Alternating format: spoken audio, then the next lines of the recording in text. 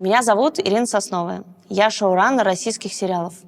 Это новая для России профессия. Это человек, который придумывает сериал и отвечает за воплощение. Участвует в написании сценария, собирает команду, сидит с режиссером на площадке, ну и даже маркетинг придумывает. И я абсолютно счастлива в этой профессии.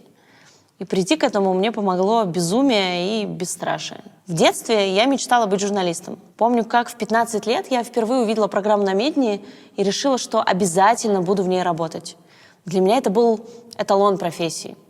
С этой мечтой я и приехала в Москву из Казахстана поступать на журфак и штурмовать НТВ, чтобы попасть в эту программу. Я поступила в вышку, высшую школу экономики. Там студентам обещали, если вы первые в рейтинге, есть возможность выбрать место практики.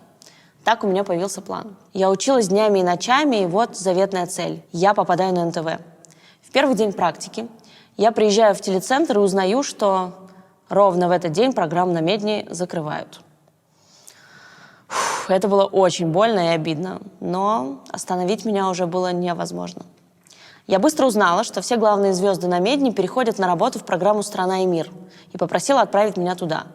Моя задача — закрепиться на новом месте и стать из практиканта полноценным журналистом. Но не тут-то было. Меня никто не замечает, к практикантам относятся как к никому не нужной обузе.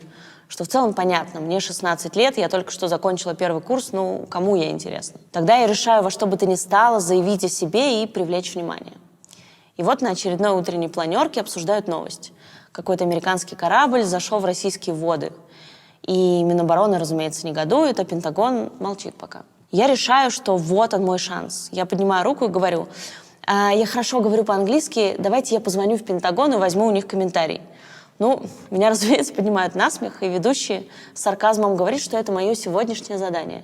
Позвони-ка, деточка, в Пентагон. Ну, я и Пентагон тут же превращаемся в мем. Редакция веселится надо мной весь день. А я, между тем, нахожу на сайте Пентагона телефон пресс-службы, учусь весь день записывать телефонные интервью, и к вечеру, когда в Америке утро, звоню в пресс-службу. Трубку снимает полусонный сотрудник.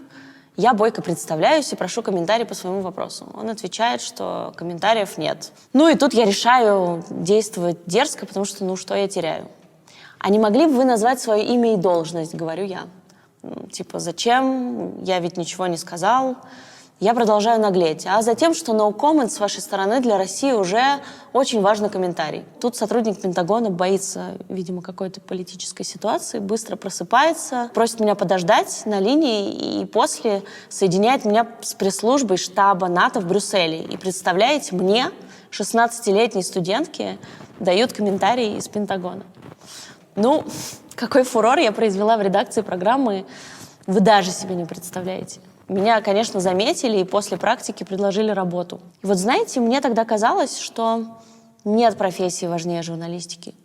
Ты все время в центре событий, ты рассказываешь людям актуальные истории и действуешь согласно своим принципам. В тот момент, когда это стало невозможным, я ушла из журналистики, проработав на НТВ 10 лет. Когда пришло время искать новую профессию, я стала думать о том, а что сейчас нравится мне больше всего и приносит, максимум кайфа. Ответ пришел быстро. Я обожала смотреть сериалы, в основном зарубежные. HBO, Netflix, Amazon. Я тогда подумала, вот какого черта в России ничего такого не снимают? И вообще смотреть русские сериалы стыдно. То есть, если смотреть зарубежные сериалы, это своеобразная guilty pleasure. А смотреть русские, просто guilty. Очень захотелось все немедленно изменить. И мысли материальные. Я очень скоро встретила своих нынешних коллег, теперь уже друзей, которые как раз придумали создать видеосервис «Старт», платформу оригинальных российских сериалов. 4 года назад это был супер смелый проект. И мы стали работать вместе, и в результате этой работы я сделала свой первый сериал «Содержанки». Он стал настоящим событием в России, а потом его купил Amazon Prime и британский Channel 4, его перевели на много языков, от французского до корейского. И наш сериал завоевал весь мир. На этой неделе мы закончили съемки уже 3-го сезона. Для русского сериала, это правда супер большой успех. Я верю в то, что он случился, потому что мы не побоялись ставить себе самые безумные задачи и не ставить границы. Эта история, на самом деле, очень напоминает историю с Пентагоном. Если ты сам не ставишь себе границы, ты обнаруживаешь, что их просто нет.